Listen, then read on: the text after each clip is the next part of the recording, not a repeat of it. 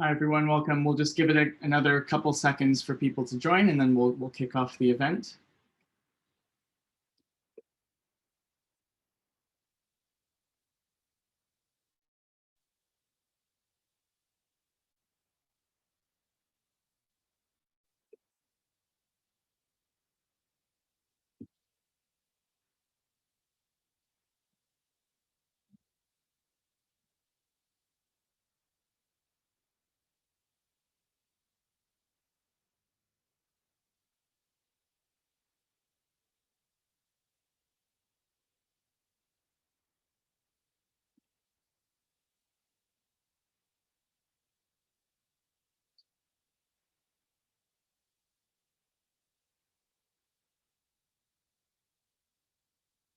All right, let's get started. So hi, everyone. Welcome to the side event hosted by Governing Health Futures 2030 and the World Health Organization. My name is Brian Wong, the youth officer for the GHFutures 2030 Commission, and I'll be moderating this session today. Just wanted to note that today's event will be recorded. We will also be live tweeting throughout the event, so please be sure to follow at GHFutures 2030, as well as to use the hashtags in the bottom right corner of the screen to interact with us. We will also be having a live illustrator for the event, so she will be sharing her screen at some point as well. And just to kick off, to get the juices flowing, we're going to start with this audience question. So if I can get everyone to please either scan the QR code or you can join via your browser on wooclap.com, and the code to join is GHF2030. We'll have some questions throughout the event that we'd like your opinions on. So we'll give that a couple seconds. And you'll see some housekeeping rules in the chat as well. So our first question is, in 1 to 2 words, could you tell us what you want for the future of health governance?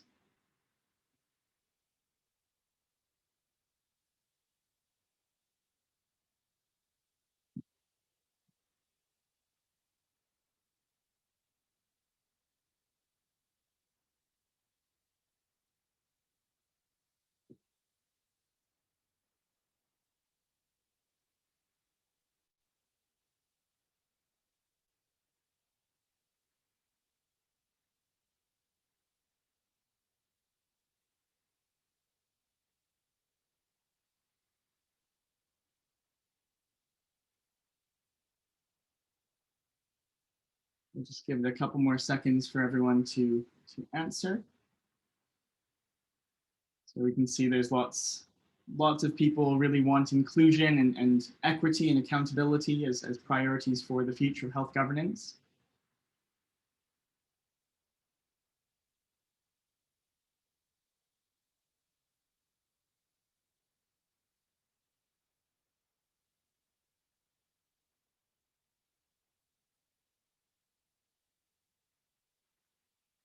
Okay, that's great.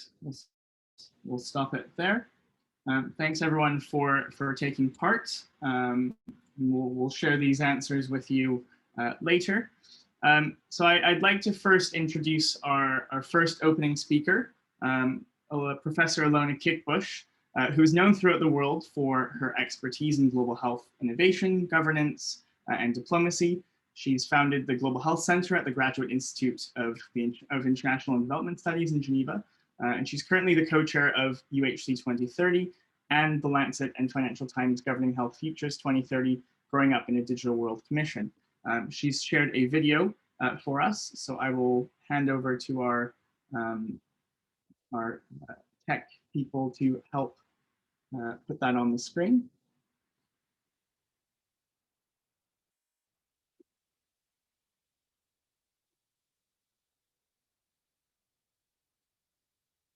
Good morning, good afternoon, good evening. I'm Ilona Kickbusch, the co-chair of the Lancet and Financial Times Commission governing Health Futures 2030, Growing Up in a Digital World. The world is experiencing a very rapid and cumulative rate of change. Digital and data tools and technologies are fundamentally changing approaches to health and the design of health systems.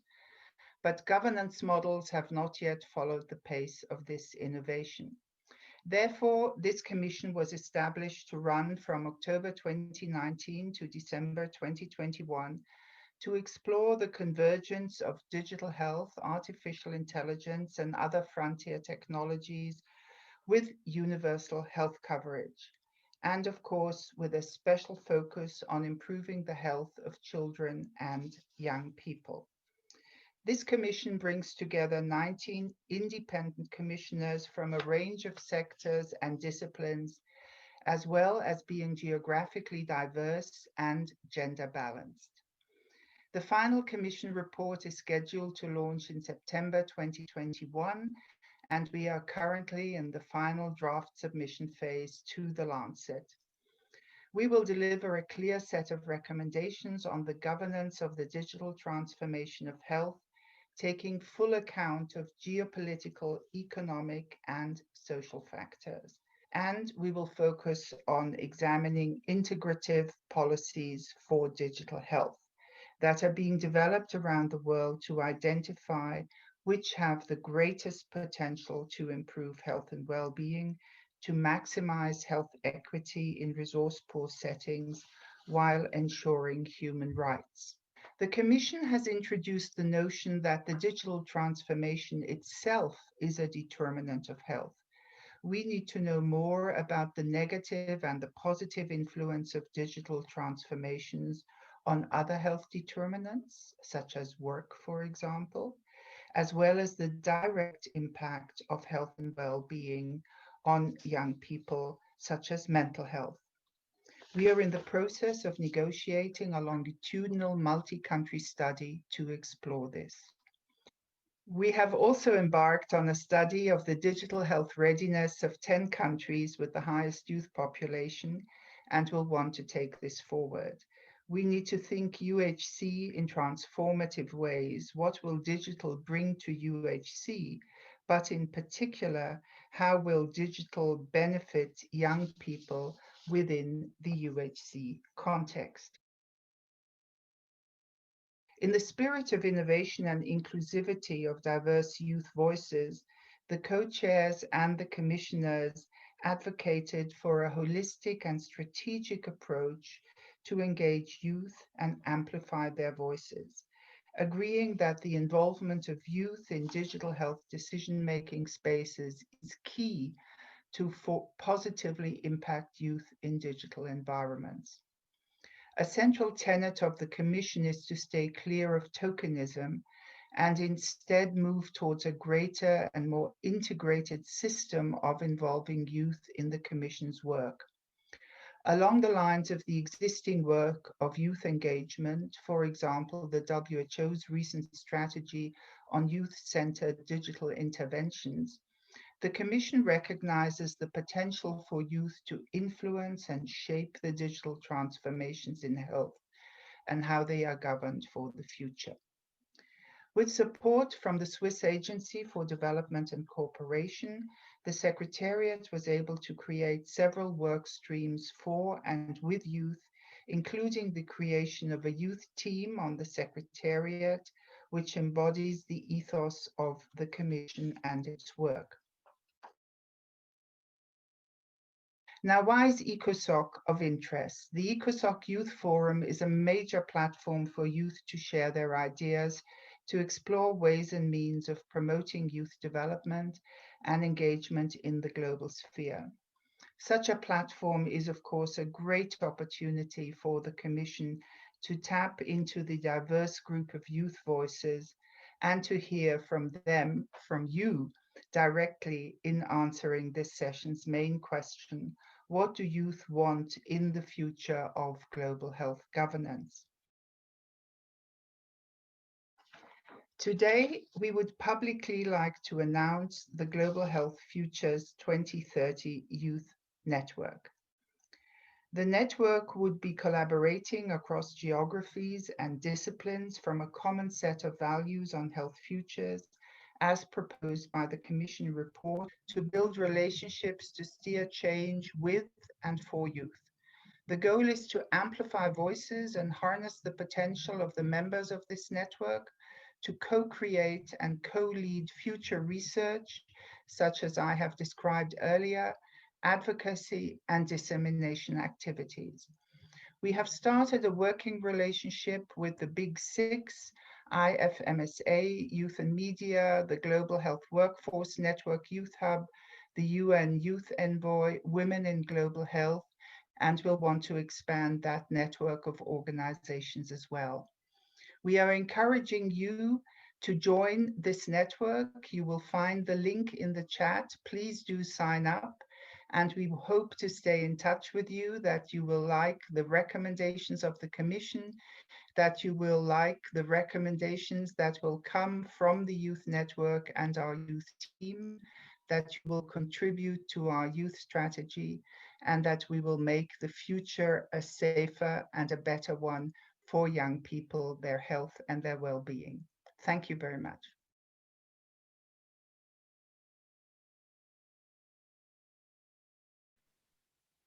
Great. Thank you, Professor Ilona Kickbusch, for your opening statements. Our next speaker is Diah Saminarsih, who is the Senior Advisor on Gender and Youth for the Director General of the World Health Organization. Diah, I'll hand over to you. Thank you, Brian, and congratulations, colleague, on this side event. Distinguished guests, esteemed colleagues and friends, good morning, good afternoon, good evening. More than half of the world's population consists of people under 30.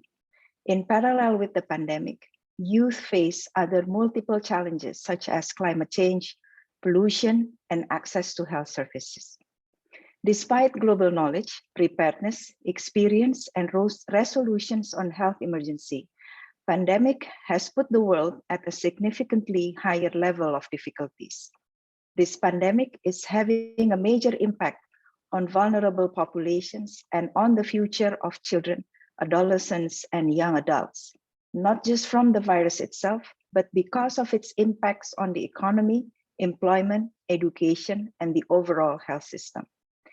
In the ultimately challenging circumstances, WHO continues to lead in meaningful and engagement at global, regional, and country levels. We are inspired by young people's resilience and commitment to contribute to the COVID-19 response in their local communities and beyond, one that is based on equity. While it is critical that young people remain well-informed to safeguard their own health, we want young people to believe that they play a very critical and strategic role in turning the tide. Young people have the strength of youth, innovation, solidarity, resilience, and creativity, which are what the world needs to come out safely from this pandemic. As we speak, young health professionals and students across the globe are on the front lines of this pandemic in community health centers, hospitals, and at the communities. There are various youth-led initiatives ongoing in many parts of the world with focus on building capacity of primary health care to conduct testing, tracing, and treatment of COVID-19. Young community health workers are also working together with communities to ensure support for quarantine measures are available. Hand in hand, they provide continuous health education for communities to continue to wear their masks, keeping a safe distance, and other precautionary health measures. In light with equitable vaccine distribution, young healthcare professionals are also at the forefront in providing services at vaccine points of care. They ensure that vaccines are distributed swiftly and equitably, and the health system remain intact, and that data management systems are built and refined. All these efforts done by young people will significantly contribute to rebuilding our world, which is based in health equity, gender equality, and prioritization of vulnerable populations.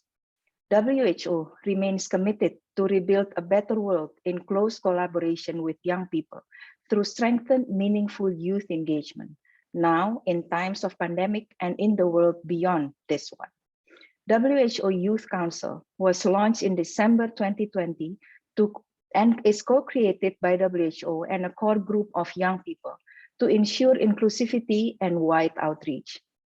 Based on the foundation of inclusiveness, we look forward to engage and work closely with health and non-health backgrounds youth in the Youth Council, as we understand health and development issues cut across many aspects of our lives. This Youth Council now stands ready to serve as a melting pot for young people from health and non-health backgrounds. This global network of young people aspires to foster innovations, provide experts advice as necessary, and provide tangible outputs, products of an intergenerational collaboration spearheaded by WHO and young people.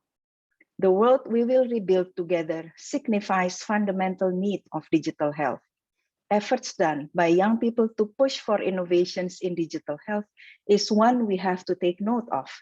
WHO, through our Digital Health Department and the Innovation Hub, have conducted the Innovation and Health Challenge back in 2020. We welcome and applaud the groundbreaking work carried out by the Lancet and Financial Times Commission governing Health Futures 2030 to further advance young people's expertise in digital health.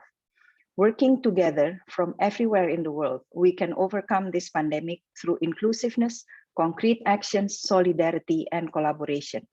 WHO is pleased to support this meeting as a co-sponsor and look forward to continue our close collaborations with colleagues in Governing Health Futures 2030.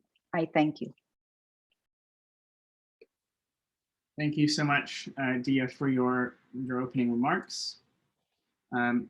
Next, I would like to introduce Eva Kiegele, who is a technical officer at the World Health Organization office at the United Nations. Eva, I'll hand over to you. Thank you, Brian.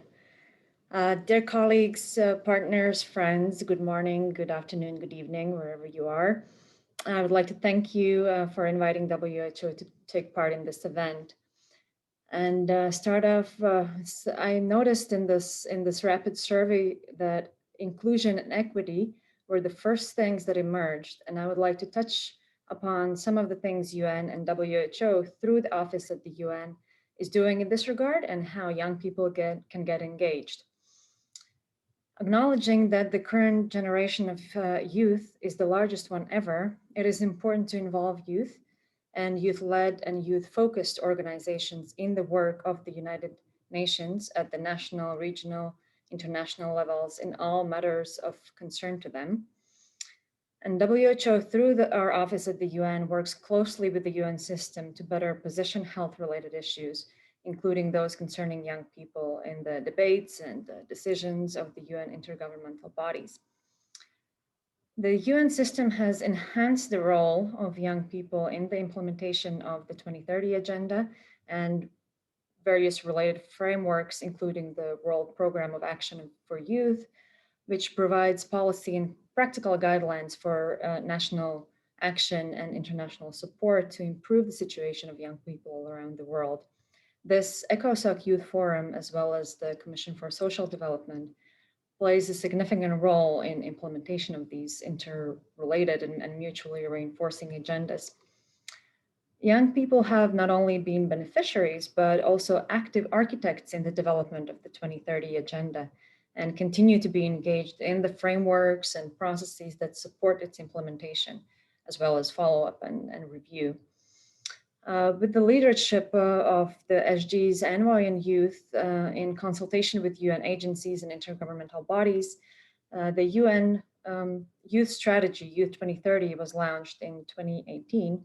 And this one is the most comprehensive UN's commitment to working for and with young people, acting as an umbrella framework to guide the entire UN system.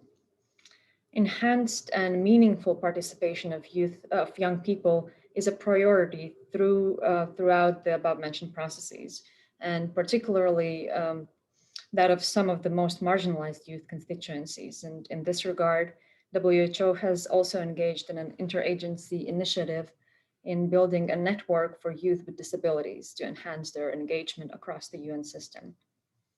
Youth can also be drivers for achieving universal health coverage, emphasizing what essential services should be included in the basic healthcare packages.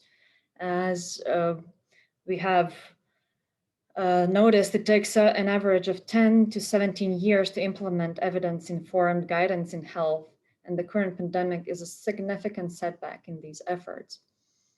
A more knowledgeable and capable health workforce will also enable countries to better respond to disease outbreaks and improve health outcomes for all.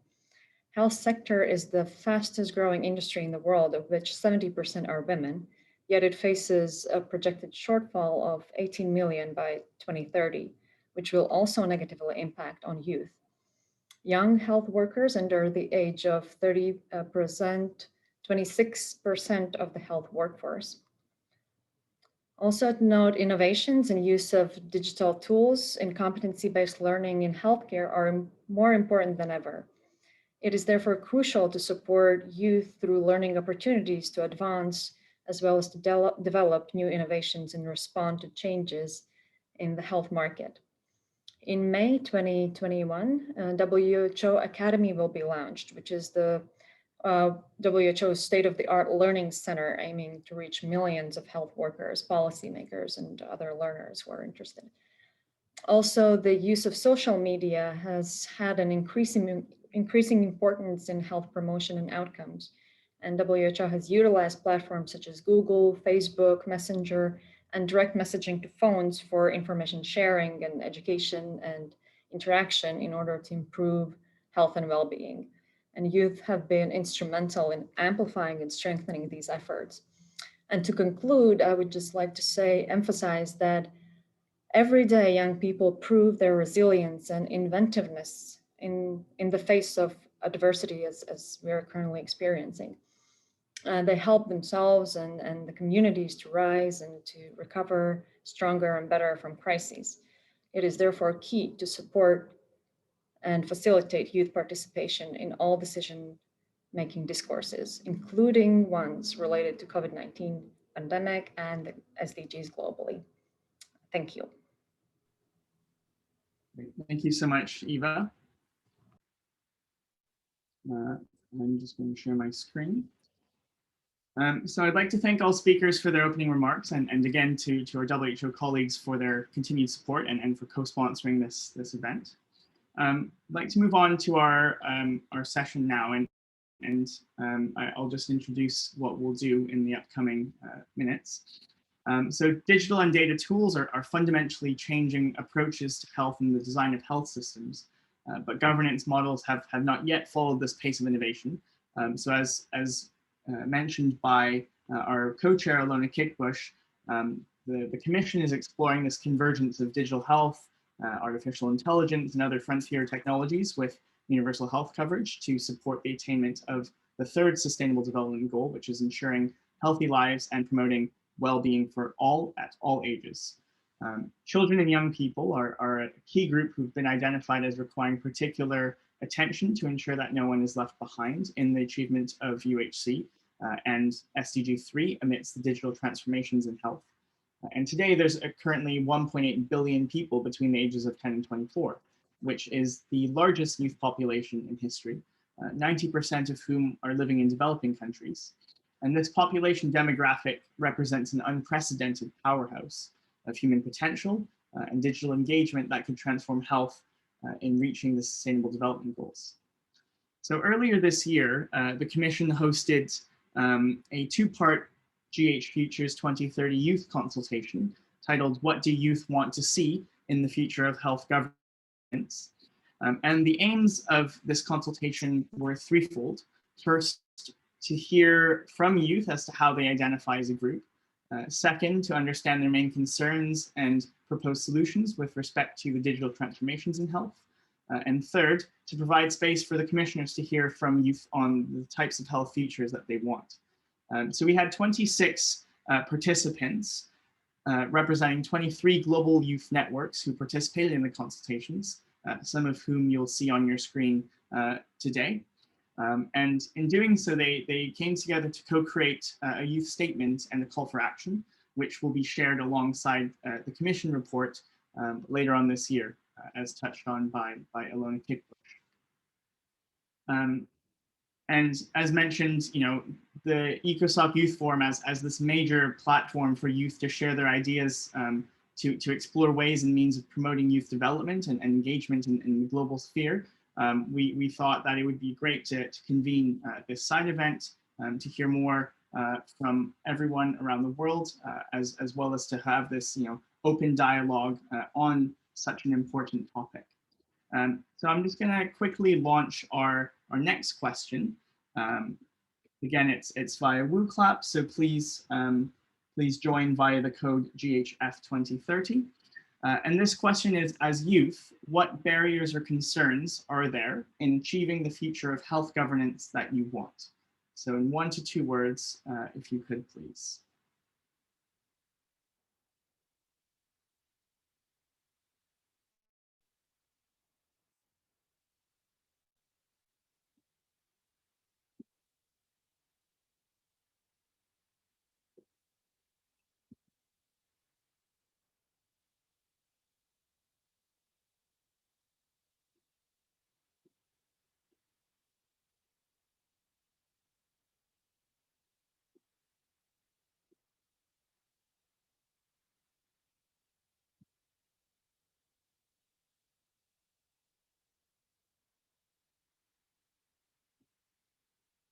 I'll give another 30 seconds for this. The things that are really popping out are literacy and awareness.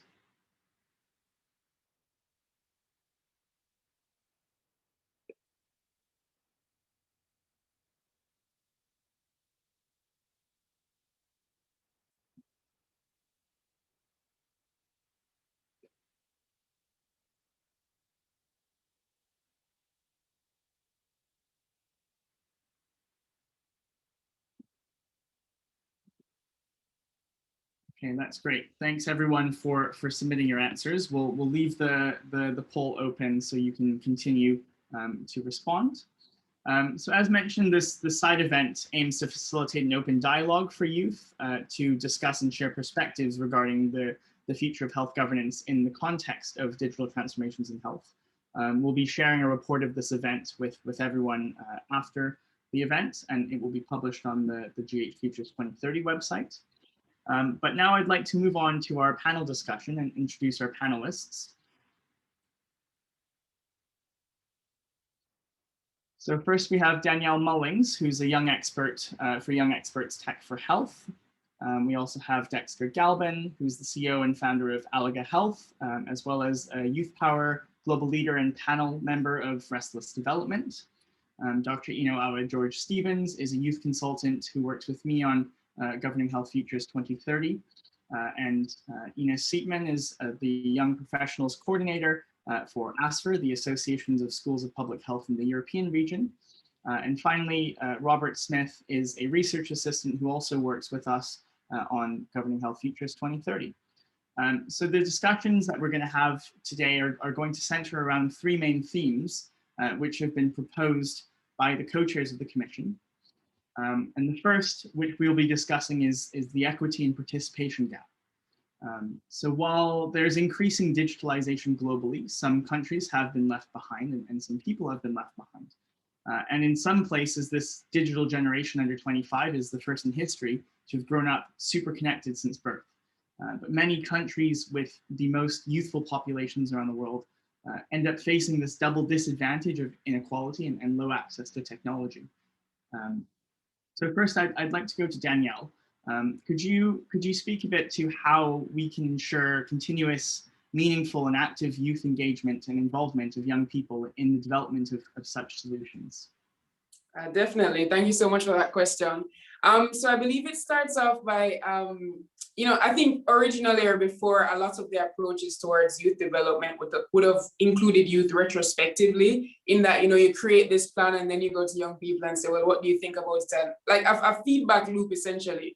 in terms of meaningfully engaging young persons, it has to be from the get-go, like the start, and at every level of the development process, you should have young persons that are not only giving feedback, but are also able to actually architect and reimagine what solutions are being given. So with the young experts in tech for health, the model that is used here is that there is at least one youth like co-chair for each of the circles of Transform Health.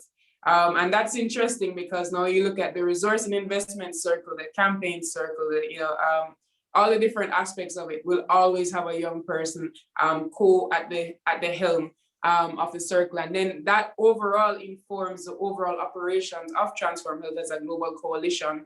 And you also then have to account for diversity, right? So yes, you're including young persons, but requisite to your target population, are you including a diverse enough set? So in this case, again, we would have at least 2 persons from each of the 6 WHO regions. And so you're accounting for that geographic diversity in addition to, youth diversity, generally speaking. So that'd be my starting point. Thanks so much, Danielle, for your intervention. Robbie, let's hear from you. What are your thoughts on this? Yeah, sure. Thanks for having me. I think first, before really get into the depth of it, it's important to kind of maybe build on your introduction a little bit, Brian, and say that I'm a research assistant at the Secretariat, but I'm by no means any expert on youth nor health governance, and nor am I a prophet for the future. But with that, I can bring a particular perspective from the literature I've read from this work, and also my MA degree in anthropology. And yeah, so this question, I think we have to kind of ask, what do we mean by engagement, and what is engagement? Because we like to say this word quite a bit, but it often becomes pretty much a buzzword because it takes many different forms. And when it does that, it loses meaning and can often lead to tokenization. And I think that's kind of quite problematic in how this word is being used now. And it'd be much nicer to actually have a lot of concreteness around this type of word. Concreteness on transparency and accountability of the role in youth in these types of organizations, and also not relegating them to their own independent structures. Because when we do that, then basically we aggregate those opinions and we reduce them, and then we transform them to what is nice for the organization that they're speaking to hear. So you can take a note even from UNECOSOC, which seems to be quite a youth-focused event. I'm not saying that's not important, but I'd be interested to know how many of these decision makers are actually coming to listen to these types of discussions and then taking that back rather than just sending an employee and hearing from them what's happened. So I think, there's a lot that needs to be done, and that concreteness is really important. And I don't think we're entirely asking the right questions either. So, for example, the WHO's Youth Engagement Guide kind of lays out this idea of having fun and safe spaces, which I agree, I think that's important, but I'd also like to think that youth are already fun, at least the youth I know are already kind of fun. So then that kind of brings me to the point of what might that mean then for the WHO. And I think it means that this is what characterizes that type of space. And the question that we need to follow up on is, how do we create those spaces, which I don't really see an entire discussion around. And often it has to do with power, social, political, economic agendas, and those are the picky topics that we don't really want to get into. So I would encourage us to shift that discussion from a what to a how, basically. Thanks so much, Robert, for your intervention. I'll hand over to Ines as well now. Ines, do you have any thoughts right off the bat on this? Yeah, absolutely. I think my opinion on this is almost a melding of what Danielle and Robbie have both said, and that I think, Danielle, you brought up the really good point that it needs to be throughout. It needs to be an integration of this. And I think that in many ways would hopefully be a response to this, what does engagement mean? Because we need to remember that youth is not its own homogeneous category. You can say, oh, I included a young person, or even I included 2 young people. That's amazing. The youth are equally as diverse as the rest of the population, because one day we'll maybe become that rest of the population. And so I think keeping that in mind is a big part of solving kind of those engagement issues that we're seeing of, well, having your one person, even if you're asking a youth at every step of the process, it's still a checkbox. it's not actually viewed as equally as important as the other opinions. It's exactly like both Danielle and Robbie were saying, you come in and then you don't actually have that equal place at the table. We come in and, you know, we get to say our spiel and then we get to leave before the decision's made. And so it's saying we're going to engage people, we're going to engage a diverse array of people, and we're going to recognize that youth need to be a part of the decisions that we're making and not just a consultant and not just an advisor. It's kind of a melding of the two, I think, is really the future that comes with a value and respect as being a youth as a lived experience, even if that doesn't mean that we have the, you know, years of lists of things that we've done or published yet. That's great. Thanks so much, Ines, for that.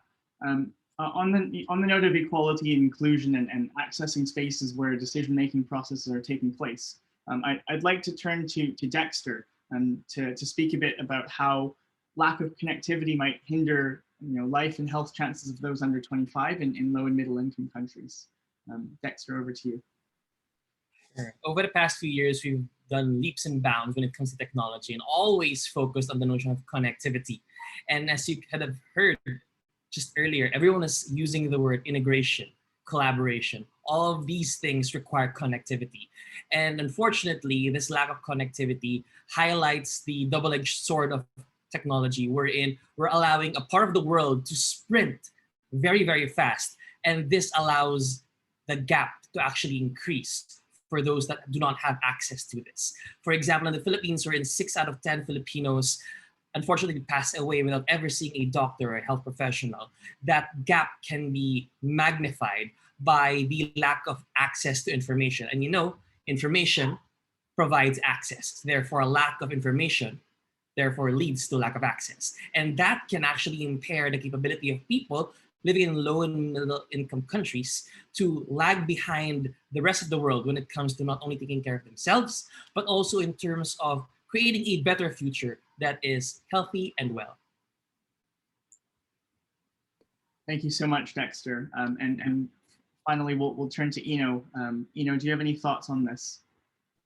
Absolutely, Brian. So I want to say that internet connectivity is a very important tool for young people, especially those under 25, because they're in a growing stage and they need information about their sexual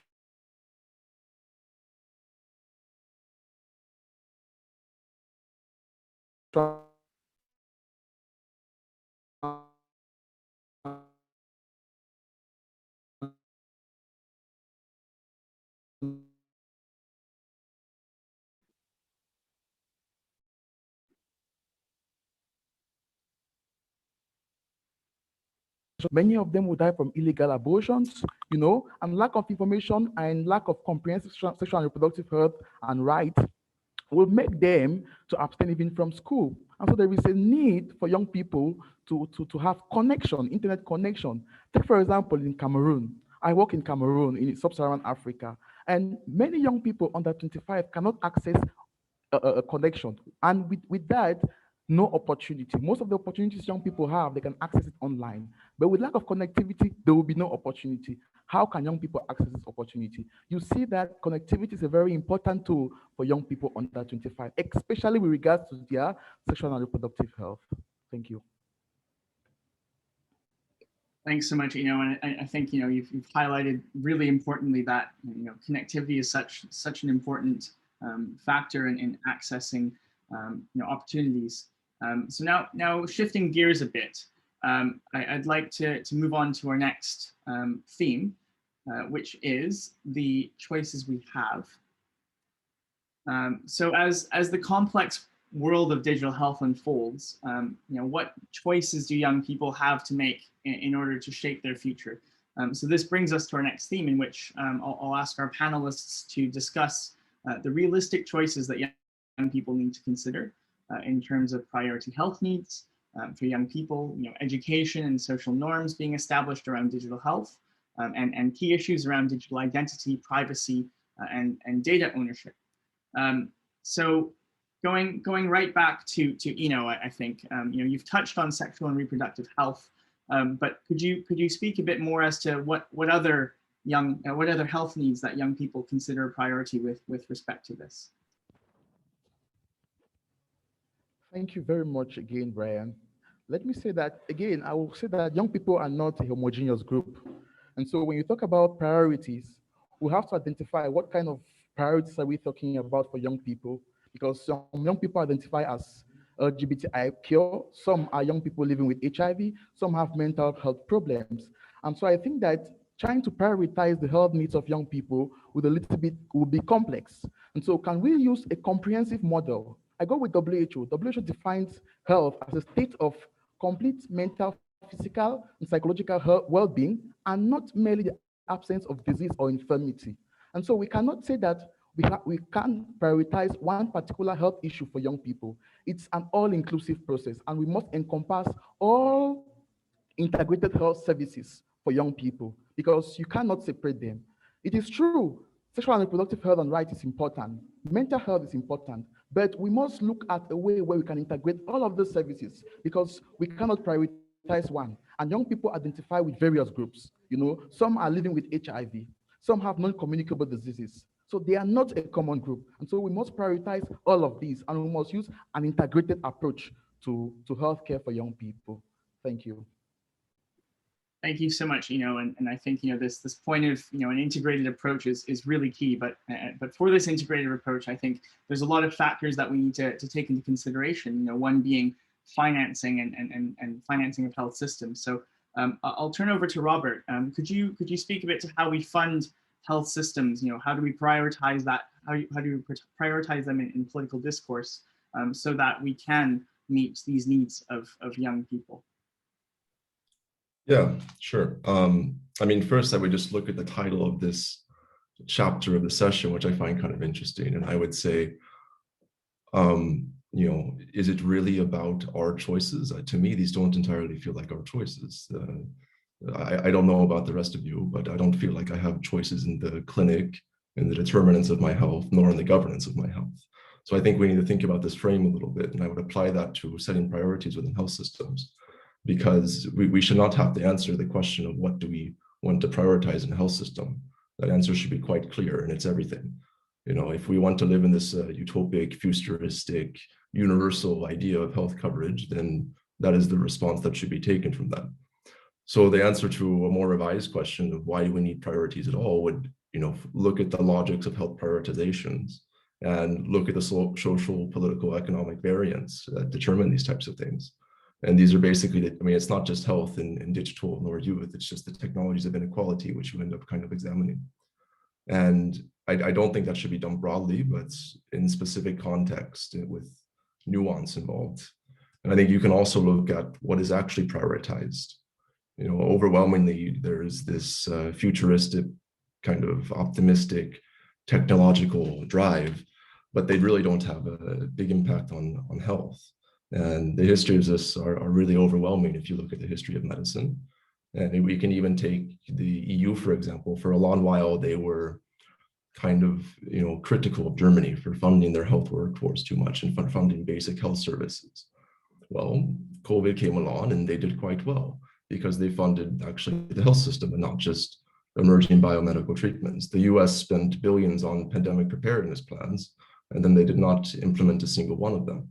So I think we have to kind of recenter just the discussion to talking about funding the health system itself. And it really should not be a big argument we still have to have. And the reason we're still having this argument is because health is overtaken by social, political, economic agendas. But we don't really have the analytical toolkit yet within global/public health to look at that entirely, right? That's where I would put the discussion. Great, thanks so much, Robert. And I think that you raised some really important points, whether things are out of, in our control or not, and whether they actually are our choices. So I'll turn next to Danielle, and could you tell us a bit about, what you think, how do young people relate to issues such as, digital identity, digital literacy, privacy, data ownership, and all this tracking different aspects of our lives? Over to you. All right, thank you for that question. I think this comes back to one of the points that Enow actually made, in which he says that youth aren't a homogeneous group. And so it's going to affect each subsection of the population in a different way. In particular, as we push for digital health, one of the foundational tenets of achieving that goal has to be digital literacy itself, right? If you want to see an actual user uptake of these new digital health systems, then they need to understand how the digital space works in the first place. What I find interesting is that this is kind of an aspect of accessibility as well. So you're looking at connectivity, yes. Allowing persons connection to the internet and devices, but then the third step after that is, are they able to use the devices in the which can then help with their digital health systems that we want to implement. So it's 3 layers in terms of hardware, internet, and then the literacy to use it, and then fourth would be applying it now to different aspects such as healthcare. So definitely digital literacy is big. And even as I look at that in the Caribbean, I look and say to myself, how can we look at any digital health system without first educating our population fully on how do we take advantage of the digital space? As it relates to privacy, this is a huge issue that I see young persons especially are championing. Is basically we want to know what's happening with our data. All this information is out there. I always see persons tweeting or questioning, like, what is Google, for example, doing with all of this information that they have on us? And if we're moving again into that realm of digital health, I can't imagine how much more of a concern there would be, since that's now our health, which is, a lot more sensitive information than us just randomly making a tweet one day. Our healthcare information is going to be even more personal and even more private. And so as different countries move to implement these systems, or even looking at interoperability, or for example, if the Caribbean were to allow you to transfer your health records as you move from one country to another country, again, data privacy is going to be a huge issue there that I definitely see young persons championing and saying, we want to know outright, fully written out, what is going to be done with our data, who has control over it, who has access, and what are the safety mechanisms that will be put in place to ensure that none of our data gets into the wrong hands, essentially. That's great. Thanks so much, Danielle. And I think this leads to our next question, which is, what kind of social norms that young people, what kind of social norms they want to establish in order to make sure that they do have, control over things such as, their privacy and their data. So I'll turn over to Dexter to answer this one. Hi, so based on my work in government, business, and civil society, consultations usually end up focusing on 3 particular aspects when it comes to social norms. Young people in general would have a tendency to prioritize first flexibility, then collaboration, and last is security. When it comes to flexibility, they want to have the choice, meaning they want to be able to access telehealth. They want to be able to have coordinated booking schedules in their hospitals, or be able to transfer health facilities without any problems.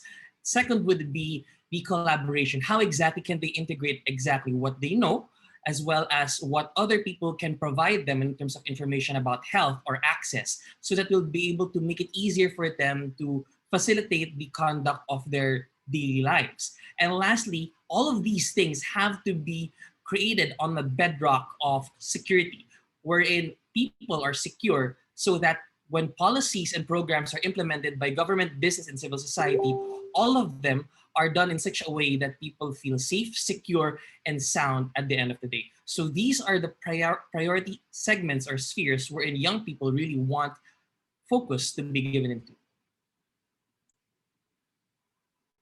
That's great. That's great. Thanks so much, Dexter. And this leads us really nicely into our final kind of session of this panel discussion, which is the future we want. So as young people are facing this future, we need to think about what can be envisaged for digital technology and artificial intelligence with respect to their priority health needs. And what kinds of digital health systems could be developed and implemented, and what's the role of and potential of young people to help create and shape them.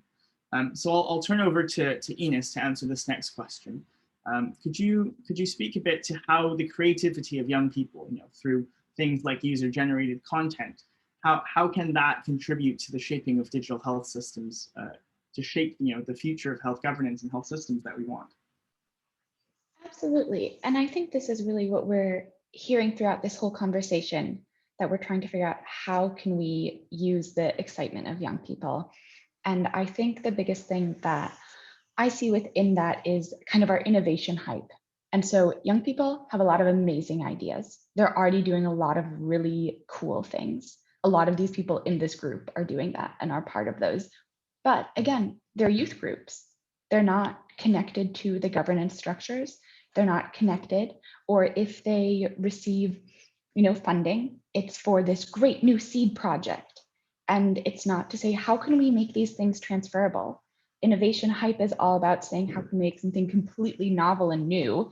And we're always trying to raise our ceiling as opposed to saying, well, where's the floor right now? How can we view innovation as also making something that's more accessible, ensuring that we have digital literacy? How can we be funding those projects? And I think that's where youth have a lot of really amazing ideas, and the funding, the resources, the support aren't there to make this a more equitable thing, because it's all about having, the next big hackathon for our new idea on what we're going to do, or how can we make the most accessible contact tracing app? And those are all super important things. But again, we can't only be trying to raise the bar if we're not evaluating the transferability of our solutions. And so giving youth those opportunities, giving them the funding, valuing their time and their work, and also recognizing what we're encouraging them to work on, so that it is the most equitable and sustainable. Great, thanks so much, Ines. I'll hand over to Dexter next for the next question, which, as Dexter, as you are an entrepreneur in the digital health space, could you talk a bit about the role of young digital health entrepreneurs around the world in achieving this future that we want? The priority thing that young entrepreneurs need to focus on is the audacity to challenge the norm, and to not be afraid to bring in new ideas that challenge these processes that already are in place. And as I've always mentioned, the youth are done waiting for the world to change, and the world is now waiting for the youth to change it. And that is exactly what young people need to do, specifically when it comes to healthcare, because they need to create the new policies, the new innovations, the new programs that people will be using for many, many years to come. So do not be afraid to make noise and to shift the gear, even if it means overhauling the process or providing an innovation that disrupts what currently is working. Thank you, Dexter. Finally, just to wrap up, I'd like to hand over to Danielle to speak a bit about what opportunities there are for cooperation, peer learning, and activism in order for youth to be enfranchised, in order to create and co-shape these types of health futures that we want. Over to you. Definitely. So I think it starts with, how do you build a sense of ownership amongst the youth population? Again, as Robert would have mentioned earlier, I don't think the majority of young people, I don't think we feel as though we actually have a say, or we actually have these as choices that we can make. So allowing for some transfer of information and knowledge between not only government bodies and youth, but also just generally amongst youth themselves. So spaces like the Lancet commissions. Again, the session you put on earlier this year, in which you had young people from across the world coming together to co-create a youth statement. That's a huge part of peer learning and just sharing information. And I believe that, when you start to hear perspectives so I'm from Jamaica, and you hear a perspective from Norway and Switzerland and all over the world, it really does start to expand your brain. And you start to think about, okay, all right, this is how I operate within my immediate circle, but everything has a ripple effect that ripples out to the broader world. So definitely, I think this also brings in the point that Ines made a while ago with the need for funding and support of youth ideas and initiatives. I've been a part of many different hackathons, and it's like, okay, 24-hour sprint, 48-hour sprint, great, you come up with this brand new idea. And after that, there's no support at all for you to actually get off the ground and implement these solutions. So there's this idea of, great, we're gonna create spaces for young people to innovate and bring forth new ideas that can possibly potentially change the game. But how do we put in mechanisms that will support them for a prolonged period of time so it can actually get to that implementation and execution phase? So yeah, that'll be my response. That's great. Thanks so much, Danielle. I'll hand over to Robert if he's got any final thoughts on this. Yeah, Danielle, thanks so much for that comment, because while we were talking about innovation, I was getting concerned that we're putting so much onus on it without exercising this type of caution, which you just brought in, which I think is super important. And I also think that we can realize that innovation is not always something new. It's also something that can take place within existing structures, which supposedly engagement likes to advocate for, but rarely puts into practice, right? So yeah, I think that caveat of discussion innovation is really important to acknowledge. But on this question, I think what I would say, I mean, again, I'm not a prophet, so I don't know what will happen in the future. If the most futuristic prescription I could give is that it's very uncertain. But I think you can ask questions of, you know, a future for whom exactly. And I mean, so what we did at the Secretariat of the Commission was we ran a thing called U-Report, which surveyed about, I think, 10,000 plus youth from 5 different countries I was looking at, from Africa, Latin America, Europe, Southeast Asia, as part of this analysis. And one of the really interesting things that came out of that is when we asked youth, you know, about the future, was that they said they don't know, right? So there's this huge amount of uncertainty. Now, in addition to not knowing, you know, there was also these hugely optimistic perspectives and hugely pessimistic perspectives. Optimistic being, we will all become Tony Stark, and pessimistic being, Elon Musk is going to put a chip in me and run my body, right? And this ambiguity really does say a lot. And it might be more telling to stay empirically grounded like this, and let's go back to the idea of choice, because these governance structures have not been created, nor are providing the space to actually allow any type of certainty to build from that. And I think that's a, you know, important reflection to have, right? So anyways, back to you, Brian, and thanks for this chat. Great, thanks, Robert. So I think what we'll do next is we'll open it up to questions. We've received a few, and we want to hear from you as the audience. So I see that there's a couple that we've received, and we've invited some people to ask their questions. But in case they're not able to, I can also ask them. So the first question we have is from Inju Lee, which is, you know, as discussed earlier, facilitating the innovation in digital health would require or premise in many cases the access to digital internet, to the internet rather, which is currently less than 60% worldwide. If approaches focusing on digital or innovation to health problems in some cases further the increase of inequity, excluding the most vulnerable, how do we prevent this? Is there anyone that would like to take this? I'm happy to speak on it. I Great, think yeah. this is really a collation of what we've all just been saying, that it's reframing what we're viewing as our innovations and what we're viewing as those key needs. And if that key need is saying, how do we get access everywhere? We already have a lot of amazing digital solutions. So if our new concept innovation is, how can we get these to be more transferable to ensure access, then you can still have all of that support for this concept and bring in new people and bring in new ideas and bring in a more diverse array of people, and hopefully address that. But right now we're always trying to do the biggest new fun and flirty thing, and recognizing that we need to shift that and shift the 24-hour hackathon. Just to quickly add in, and Robert mentioned U-Report earlier. So I was a part of the U-Report Youth Council in Jamaica. And what was important and innovative, I suppose, about that is that it used SMS, text messages. In addition, you can use WhatsApp and Facebook as well, but again, that would require internet access. But one of the primary mechanisms for communicating with all the U-Reporters across Jamaica was just SMS messaging. And most persons would have had, you know, a cell phone or so, and it may not be internet or a smartphone, you know, internet enabled, but they have access to SMS. And so it's looking at what are the platforms that young persons already have access to, and how can we really capitalize on this? So U-Report is giving us a space where we can easily poll persons across the island. When, for example, we had a dengue outbreak like 2 years ago, and again, using the U-Report app, we were able to just quickly send out a poll, and we got 1,000 responses in like a few hours, in like maybe 24 hours. We're able to now feed that information to the Ministry of Health and use that to inform the feedback loop in terms of how are they going to now adequately respond to the dengue outbreak with regards to the youth population. So again, it doesn't have to be big and flashy like Ines is saying. It can be utilizing the platforms that we already have. That's great. Thanks. Robert, you've also mentioned a lot about de-hyping innovation and things like that. So would you like to speak a bit on this question? Well, yes, I would love the de-hype innovation, but I don't think we'll see that day anytime in the near decades. But I mean, first in terms of this question, I think it's worded really well because it says inequity and not inequality.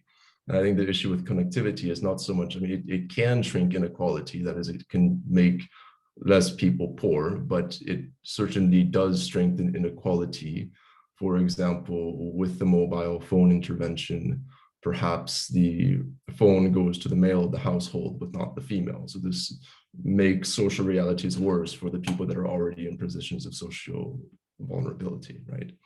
But I think also, you know, if we want to de-hype innovation, we can think about actual structures we can intervene upon, which within connectivity that don't require innovation. And I think within digital health, it's kind of running this danger of becoming verticalized, as other kind of communicable disease programs in the past have, because you'll do interventions, and the next thing you know, there's not enough connectivity in the region to reach X, Y, and Z. And you can't actually do that within the funding structures you have outlined for your intervention. So there's this quite big fundamental digital health infrastructure funding gap, which nobody really seems to want to talk about. And there's not really many organizations, with a few exceptions, one being Digital Square, which are really looking at this thoroughly. So that's, thanks. Just to add very quickly, when it comes to innovation or trying to make access more available to everyone, I think we have to shift our understanding of innovation as trying to bring in something new. But sometimes it would just entail us thinking of how to bring in existing solutions in a more integrated way. Because a lot of solutions already exist. Our challenge now is how do we make them cheaper, how do we make them more accessible, and how do we make them more relevant to people everywhere. And the solutions can actually be done in a way that we put them together and try to make it more integrated and collaborative so that we can drop the price and make it truly universal healthcare. Great, thanks so much, everyone. I'd like to hand over to Lila, who has a question for our panelists. Lila, would you like to ask your question? Hi, can you hear me? Yes.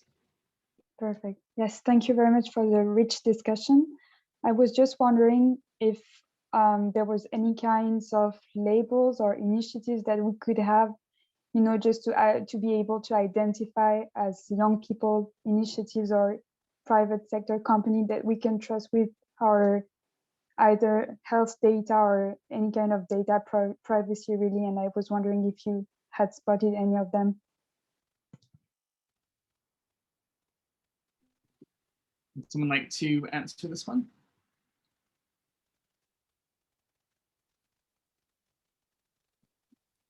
All right, I would say off the bat, I don't know of any like broad generalization or labels that would be across the globe. I think that would become somewhat demographic specific. So, you know, specific to which country you're from and which organizations you'd be analyzing. But that is an interesting concept to think of. What kind of kits or outline could we give young people around the world, or what kind of questions can we tell them that you should be asking of whichever, you know, organization is asking for your data? What are the questions you should also be asking them in terms of how do I know that my data is secure? But right now, I don't know of any like global initiatives or labels. Does anyone else like to answer this?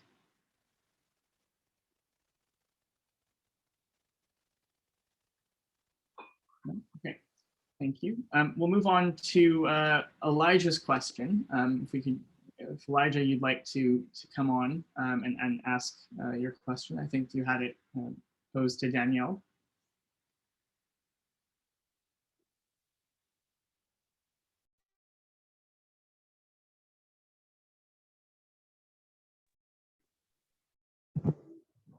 Hello. Hi, everyone. Yeah, I hope you're hearing me. So to Danielle, I wanted to ask, like, generally, like in your country, from my point of view, it's like most of your health sectors or health,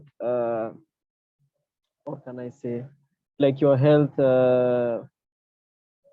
perspectives, like the way you handle health, it's more of in a good way as compared to Africa, considering like the youth sector. So I was asking what are some of the strategies that you use and that we can maybe apply in our country as Kenya, as young youth, so that we can be heard and get some more support considering the health issue. Thank you. All right, thank you for that question, Elijah. I would say one of the models I liked was, again, the one I mentioned earlier with UReport, and specifically, and what UReport would allow you to do is quickly poll young person specifically across the island. So if a dengue outbreak happens or even COVID-19, and actually what that helps with doing is debunking myths, right? Because sometimes you hear about all sorts of reasons for why COVID-19 or so on has occurred, and or persons may have misconceptions around the symptoms or what's the first step you should take if you do believe you've gotten COVID-19, etc. And applying that to any disease or any virus really that can come into your demographic. So I think having a national communication platform, so to speak, where young persons can quickly be given information. So information is easy to disseminate, but also it's easy to collect information from young persons very quickly, would be important. So I think there are reports across the entire world, really. I think there's some in Africa, or different countries in Africa. So that could be one mechanism to explore. And also one other initiative our Ministry of Health has done is that we have, like, well, they call them youth rangers, so to speak. And this has been new since COVID-19 has occurred. Again, engaging the youth population to do things like, for example, the elderly population is very lonely right now during COVID, right? Lockdowns, and they also need persons to help with, like, maybe getting groceries or so on, given that we have lockdown restrictions from time to time. And so they're utilizing the youth demographic to help in ways like that. Going out, actually speaking and having conversations with the elderly or different demographics, as well as having persons who are educated and informed about symptoms, etc., and they're able to now become those, like, that beacon of communication for other young persons. So definitely, I would say a lot of it comes down to communication and access to information, whether through an online medium or through connections to different pockets of youth organizations who have the accurate information from the Ministry of Health. So yeah, that's my answer. Thank you. Great, thanks, Danielle. Thank you. Turn over to Bernard now. I think Bernard has a question, if you'd like to come on.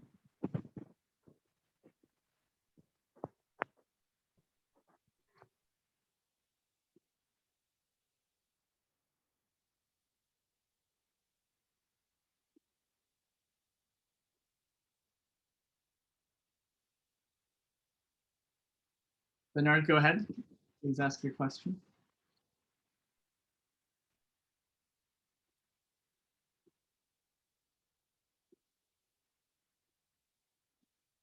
Okay, if not, I can ask them. So Bernard has asked our panelists, how can young people use apps to influence the way that we seek health information? From a youth perspective, how are concepts such as artificial intelligence changing the nature of healthcare delivery as we know it? Would anyone like to tackle this question? Dexter or Enow, perhaps? Sure. When it comes to the user applications, young people have the tendency now to really use their phones a lot, or use any kind of gadget that uses a platform that lets them do the things that they love to do all the time. And that is something that we need to infuse into the health sphere, because health is something that needs to be imbibed as a lifestyle, as part of your daily activities, and therefore using applications for them to do health-related aspects, for example, consulting a doctor, or probably getting a check on their diet, knowing when to take their medications, or anything and everything under the sun that relates to their health. Using applications allow people to function more effectively and efficiently. The thing is, we have to ensure that these applications are grounded, again, on the tenets of flexibility, collaboration, and security. And these are the things that young people will always look at when it comes to making healthcare accessible to them and everyone else. Thanks, Dexter. Over to you, Enow. Yes, and I also want to add that applications are very important for young people because they use it for their health. Especially, take for example, young girls who menstruate every month. They have a health app where they can check their cycle, know when they are ovulating. They can even discuss their problems within those apps. And with the COVID-19 pandemic, we have realized that apps are very important and are useful in rural areas where it is difficult to get a doctor for healthcare services. And so you see that using an application would be very, very important in that situation. So apps are very important where you can consult a doctor, you can get your drugs, you can know which pharmacy is open, you can know what medication to take. They are very important. So we cannot underestimate the power of applications within the digital world. Great. Thanks so much, Enow. I'd like to ask Atakan now if they'd like to join to ask their question.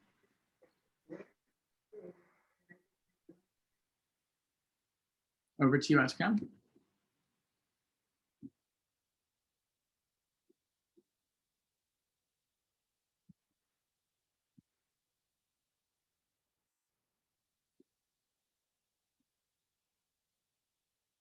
It seems like we're having difficulties hearing, but Atakan has asked our panelists, how do we import to youth the importance of vigilantly protecting the digital space, such that it will be so central to their interactions with health services throughout their lives against agenda-driven and thus, by definition, normative information online. Does anyone wish to tackle this one? Robert, over to you. This wording is kind of fun, vigilantly protecting the digital space. And it builds on the last question. I think with the response to apps and all these digital technologies, there's often this danger of individualizing behavior to put the onus of responsibility upon the patient and the individual. And this is quite dangerous, right? We've seen this in the past and it does not done well, and it marginalizes groups and oppresses people.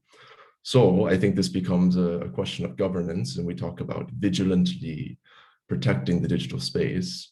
I think youth kind of know that. I think youth are quite ready to join the game in doing that, but don't entirely have the space to.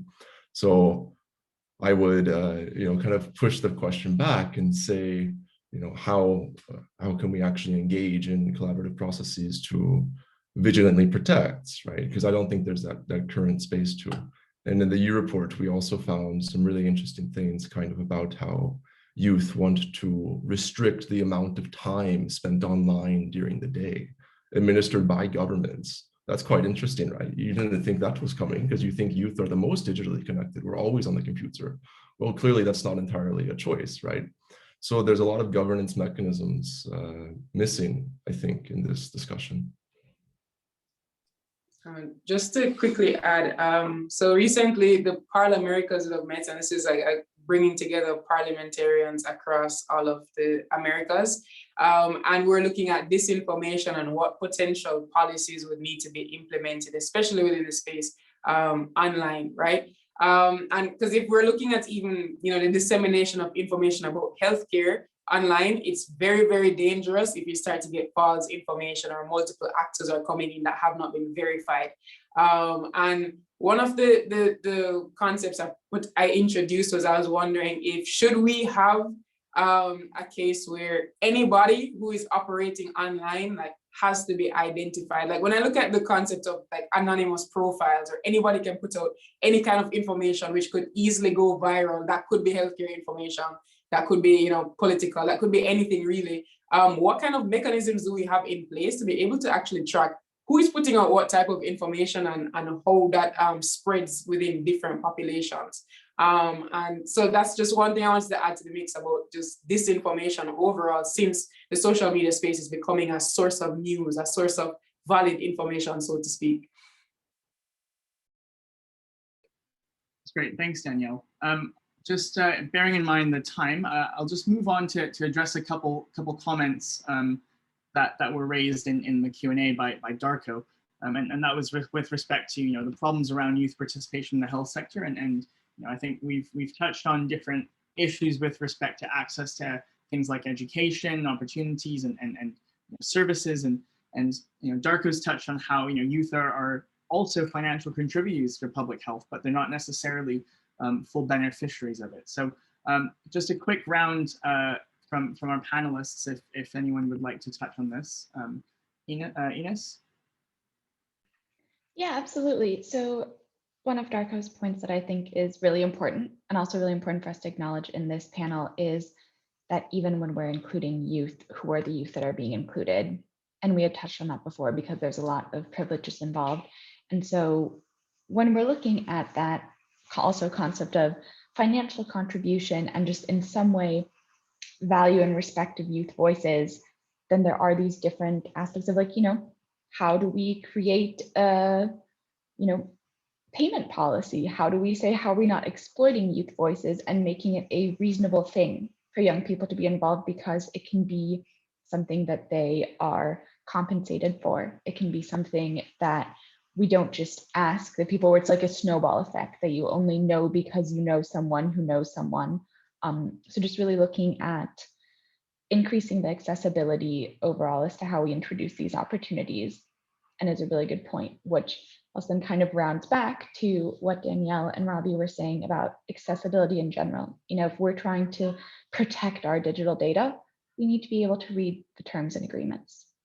We need to be able to look at those things and have them be in language that we can respond to. And when we have these panels, we need to use and be able to participate in them in language that makes sense. And so I think it's taking some of the academics out of it as well and saying, if we want this in practice, then we need accessibility all around.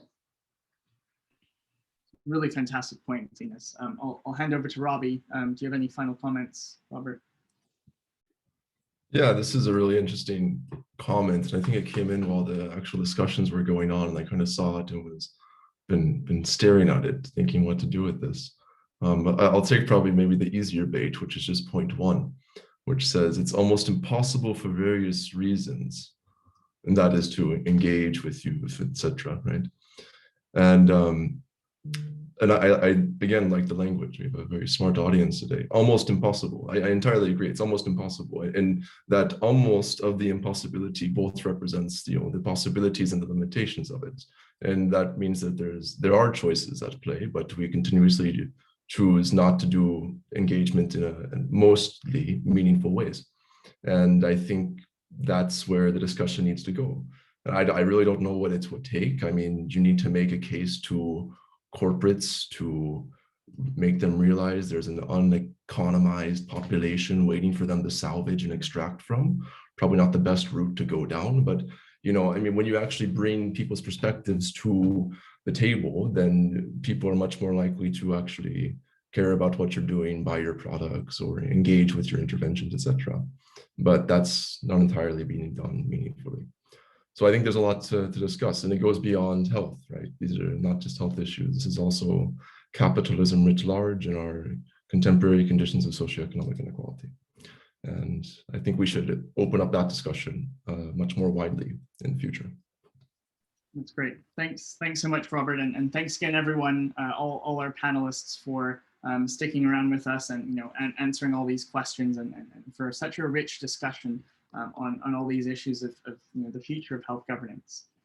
I'd like to just move on now and launch our final question, which is more solution or recommendation oriented. So I'd like to hear from the audience, what recommendations or solutions you might have for achieving the future of health governance that you want. This one isn't a word cloud, so this will just appear as a list. So please feel free to ask to answer these rather.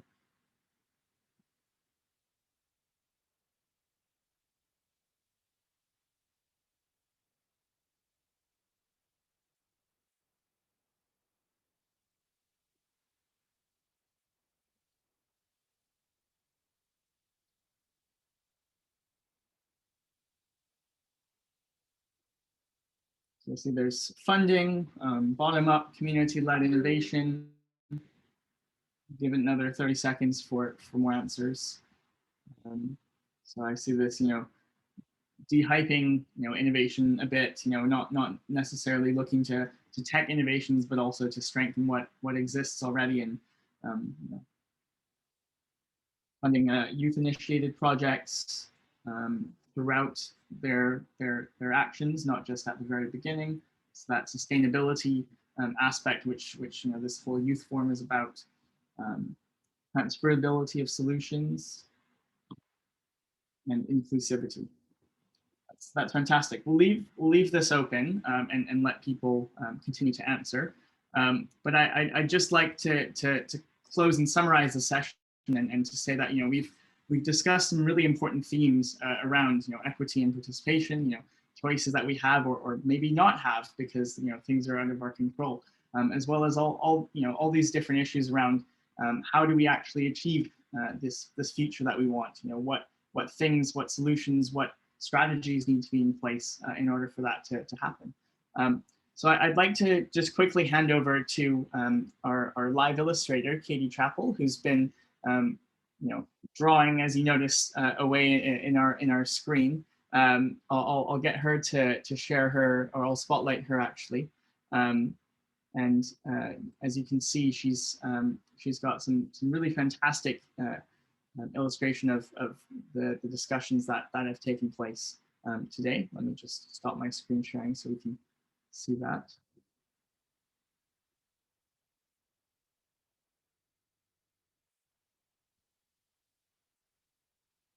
Katie, did you want to say a couple words?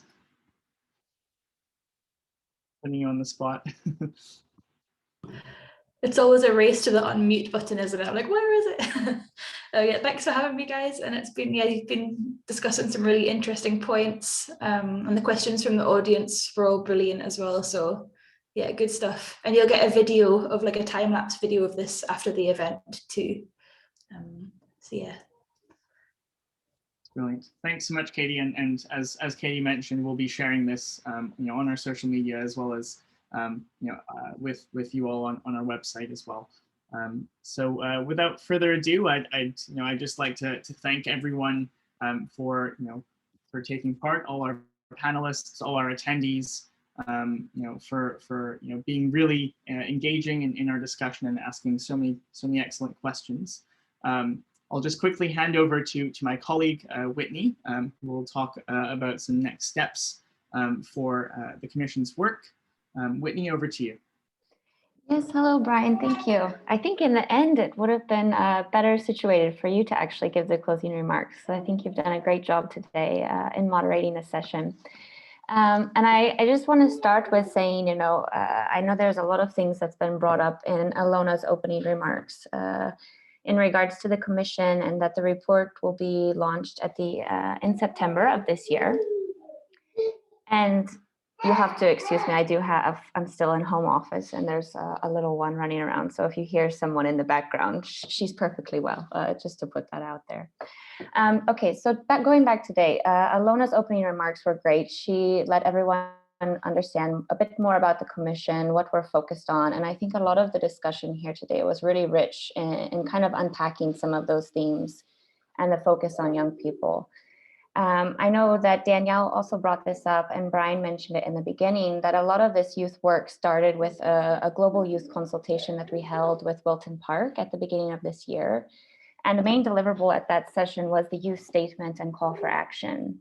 And just to give a few updates on that, so you guys are all aware, that we have now delivered it to the Lancet for review. We will be able to have more information on that soon.